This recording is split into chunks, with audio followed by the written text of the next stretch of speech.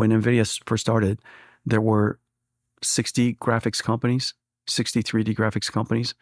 We are the only one that survived. If you would have taken those 60 companies, 60 graphics companies, and asked yourself which one was going to make it, Nvidia would be the top of that list not to make it. This is long before you, but Nvidia's graphics architecture was precisely wrong. It's not a little bit wrong.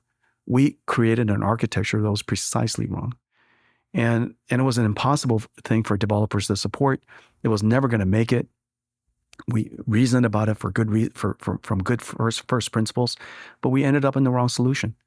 And everybody would have counted us out. And here we are. And so I have enough humility to recognize that, don't. I'm friends with his son, Zach, and, everybody has access to like the Bloomberg terminal. And Zach's like, I got the dad terminal. And it's just like, I get to like type in any question and get some crazy, response from this essentially he's been, a world-class entrepreneur for 4 decades. And so like, I have an issue with supply chain. Well, guess what?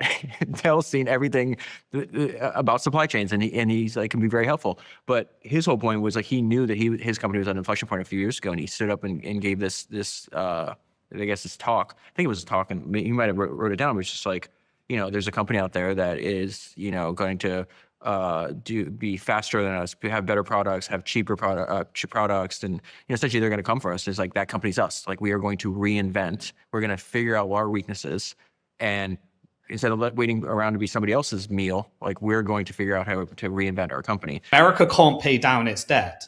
America's largest export is debt. It's U.S. treasuries.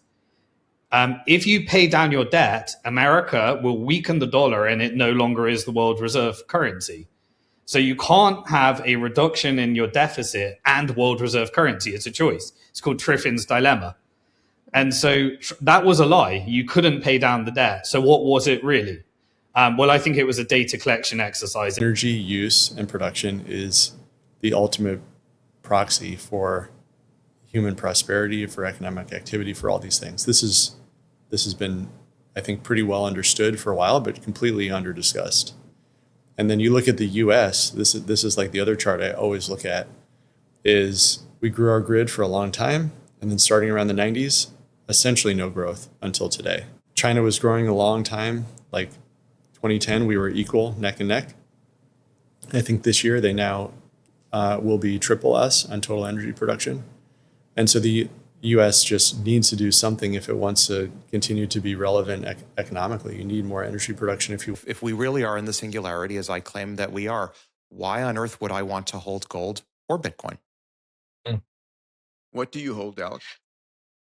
Okay, so again, non-investment advice, but for the record, on the one hand, index funds, fundamentally betting that the market is a better allocator of assets, at least among public securities, than any individual can be. It's basically a bet on superintelligence. And then the other end of the barbell distribution, equity in startups, and where I hold material agency. And to first order, that's it. I don't hold gold and I don't hold crypto. I just don't understand how they're productive assets.